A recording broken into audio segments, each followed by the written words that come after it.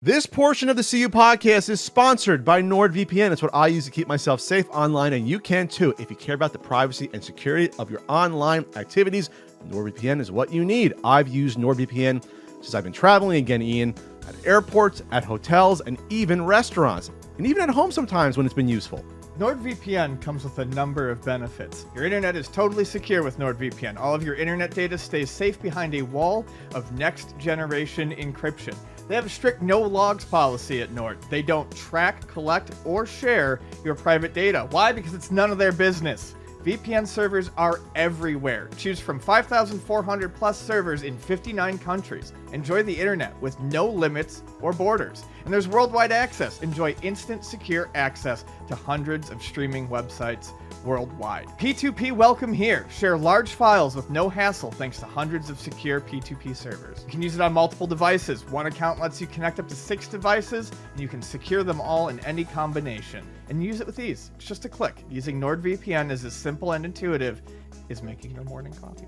Take control of your internet experience today with NordVPN. Right now, you can get a 2-year plan at a huge discount plus 1 additional month free when you go to nordvpn.com/CU podcast. It's risk-free with Nord's 30-day money-back guarantee. That's nordvpn.com/CU podcast, or click the link in the description below on YouTube.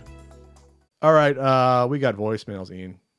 Go to anchor.fm/CU podcast. You go, you click a button to record. Hopefully your microphone is synced up, and hopefully you what we're doing with the hand motions there. I'm listening to what you're saying. You're dancing with the hands. You can leave us some questions here. Hey, Pat. Hey, Ian. It's Dee from South Carolina again. Hey, Dee. What are your thoughts on retro video games with the Blockbuster stickers and labels on them? Do you think it increases the value any? Thanks. Goodbye. Thanks, Dee. No, it doesn't increase the value any. In fact, it largely decreases the value. That said, I've never been a person who's been upset by having stickers and stuff on their games. I would prefer it not be Blockbuster just because there's so many of those, but I actually like finding like rental stickers for like mom and pop shops on my games. I really enjoy that. Yeah, the Blockbuster ones are like, they're too big. They ruin the labels. They're like, you can't get them off really easily. If I collected N64 games, I would still buy ones with the Blockbuster label. I hate it when you find the occasional disc. There was a short period of time where they were throwing those labels on top of discs, and that's disgusting. Especially because they get all gummy and they start to. I won't put that in a system. Like it just. You think? I mean, it reads the other side, but yeah, but it's just like it's just weird. Yeah, I don't. It heats up. It's inside your Saturn. It would heat up. Or I won't buy those. I'm also afraid it's gonna peel some of the fucking protective paint off the top, and then your fucking beam is just gonna shoot right through. Like my Bong 3.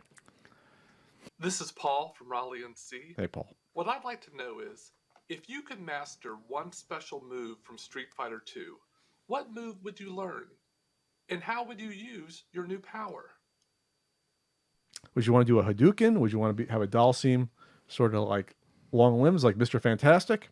I'd get Guile's Flash Kick, and I'd use it to harvest apples from trees in the fall. Would it damage the apples by flash kicking them? Might damage one, but I'd get a whole lot more at once. Okay, Ian, it's very specific. Plus, it jumps high. It's like 12 feet. Yeah. With that, it's very specific. Hey, guys. I have a question for Pat. Oh. Pat, about a year ago, you talked about what things you're good at, like writing, for example, but you also mentioned you have great vision in the dark. And I laughed out loud when you said that, because here I am thinking, how do you know you have great vision in the dark? What are you comparing it to? Because I wouldn't know if I have good or bad vision in the dark because I'm not sure how well others see in the dark. So I'd love to know what's your baseline for that. Thanks, guys. Wow, very specific, Adam. Very. He makes a good point. I just think I am good at it. I do have the mutant ability to tell time. Ian has heard about my stories. I woke up the other night. I said I think it's 2:58. It was 3:08. I was off by 10 minutes. I do that shit all the time. I don't think that's as impressive as you think it is. Eat me, Ian. I've gotten very specific times as well. I've gotten like, it's like 3:04, and it's been like 3:04. It's happened. Internal clocks are a thing. Okay. Well, mine's better. You want to put it? We'll put it. We'll have a scientific test for me and Ian. We'll both go to sleep. Woke up at the same exact time. What time is it? Whoever's closest, Price is Right rules without going over. Yeah, there you go. No, we're gonna do that. All right. Next one. Hello, Pat and Ian. This is Johnny Jalarico. No, that's not going to work. Johnny, that's not a name. Johnny is one. Johnny Jalarico, big fan of the podcast. First time, long time. My first question's for Pat. I just wanted to know, who are your favorite video game composers? Because I totally give a shit.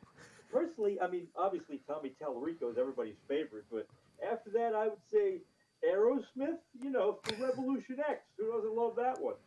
My next question is for Ian. Now, this is a hypothermical question. Did I say that right? Yeah, seems legit.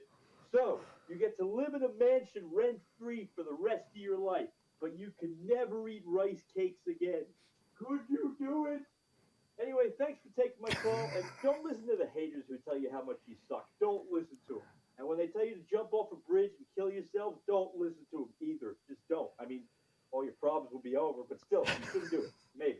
I mean, it's up to you. Bye. Sounds very familiar, that caller. Yeah, it does. Johnny?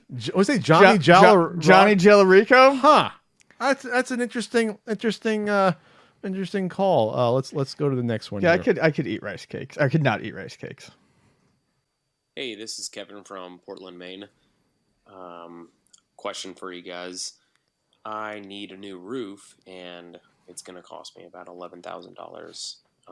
I have about 100 NES game or Super Nintendo games and about 70 N64 games, all handpicked by me in the previous 30 years of my life, and I'm just trying to figure out what the best way to do to sell them and make the most money. Should I just sell them in a lot on eBay, you know, all the Super Nintendo games, all the N64 games, and call it a day?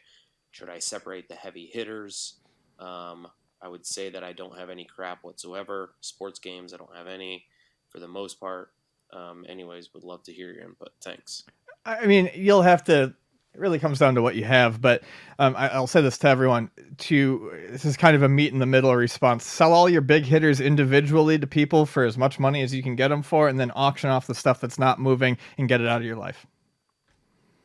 Or I guess whatever's remaining, that'd be tough to, like the little common stuff. You find one buyer, right? Yeah, or you do a group deal with it. If you absolutely want the most money out of it, no questions asked. The only way to do that is to sell them individually. That could take forever. Yes, it could take forever. All right, next one. What's up, boys? This is Scatty in St. Louis. I'm just sitting here on a Sunday morning with a big doink, listening to the CU podcast, pondering the world, and it hit me. You guys are brilliant artists of this medium. You consider yourselves artists? And what's it like to be art? What's it like to be art? I never thought about that. Entertainment. No, I don't consider myself an artist. I just consider myself a podcaster. Okay, all right. He sounded like he was like a beatnik. He sounded like he was smoking a doobie. Hello, guys. Greetings from the third world. I'm Romulo from Brazil. And I was like watching a video on YouTube about the 6040D, and I was wondering, what if the 6040D were the default media for the Nintendo 64? What could have been? It would have fared better. I don't think it would have done much. No, I don't think it would have done anything because it's only 64 meg. Those DD carts, tapes, whatever you want to, how you want to classify them. So like that's not really moving the needle much on the storage.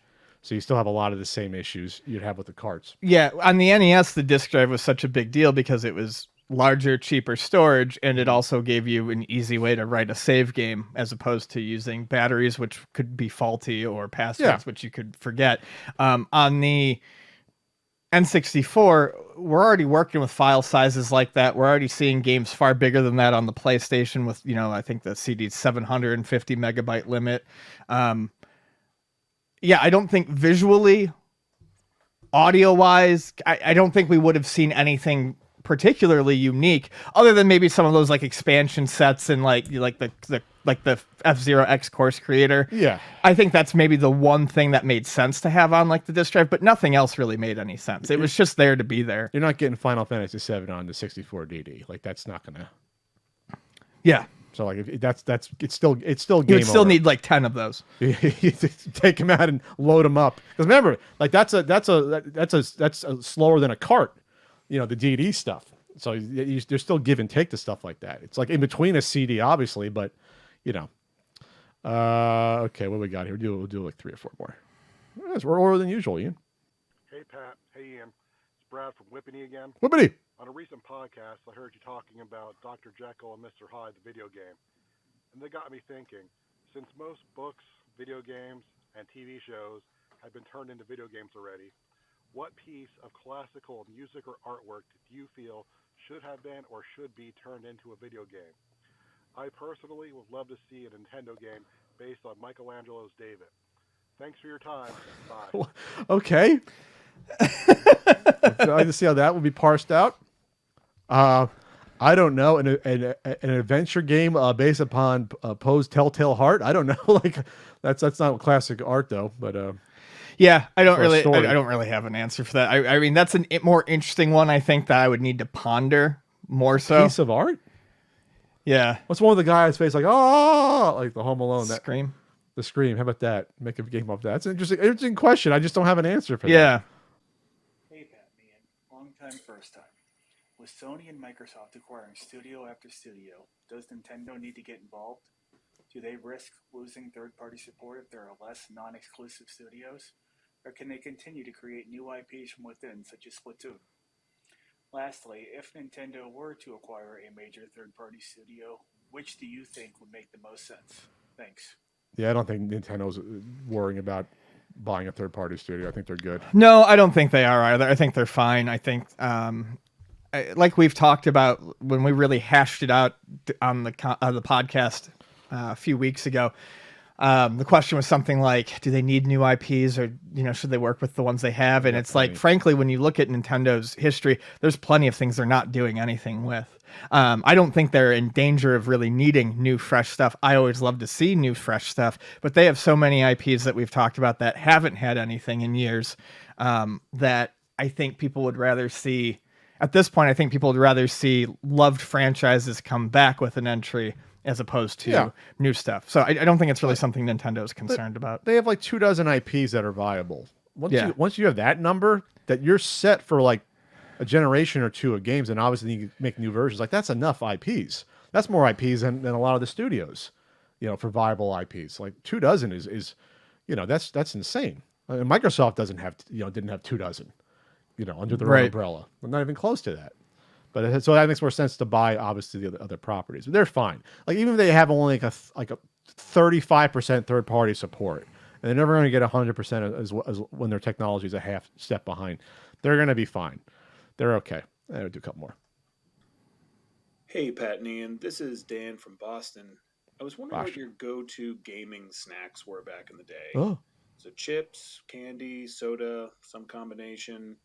Just curious. I never snacked while I gamed. It was always like, come home from school, you have a snack, then you play video games or go out and like.